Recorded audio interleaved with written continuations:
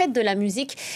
Au programme, entre autres, à Paris, ce soir, un concert dans les jardins du Carrousel du Louvre et des Tuileries avec le premier envol de la Vasque olympique. On retrouve tout de suite Élodie Radnak depuis les jardins du Carrousel du Louvre. Bonjour à vous, Élodie, merci d'être avec nous.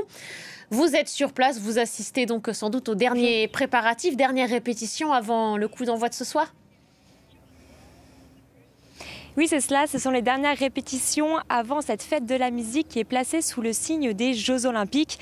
Un an après, l'héritage des Jeux se fait toujours ressentir parce que cette année sera le retour de la fameuse Vasque olympique qui prendra son envol à 22h10 précisément jusqu'à minuit et demi. Lors de ce concert géant, on attend près de 30 000 personnes environ.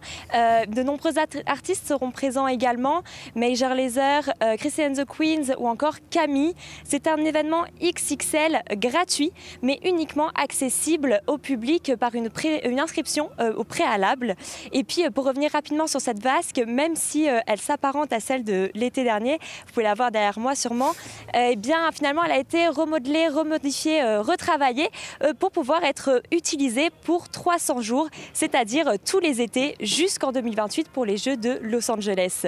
Et puis, finalement, au-delà de ces Jeux, de ce souvenir des Jeux Olympiques, cette fête de la musique sera comme un grand festival, un festival géant où de nombreux étrangers sont attendus sur les réseaux sociaux. Des Allemands, Néerlandais ou même Britanniques depuis plusieurs semaines partagent des vidéos pour montrer leurs préparatifs parce qu'ils seront bien présents ce soir dans les rues de la capitale pour cette fête qui fascine toujours de plus en plus depuis l'international. Merci beaucoup Élodie, merci également à Nasrine Benzebouchi qui vous accompagne. Restez avec nous pour la suite d'Autour du Monde.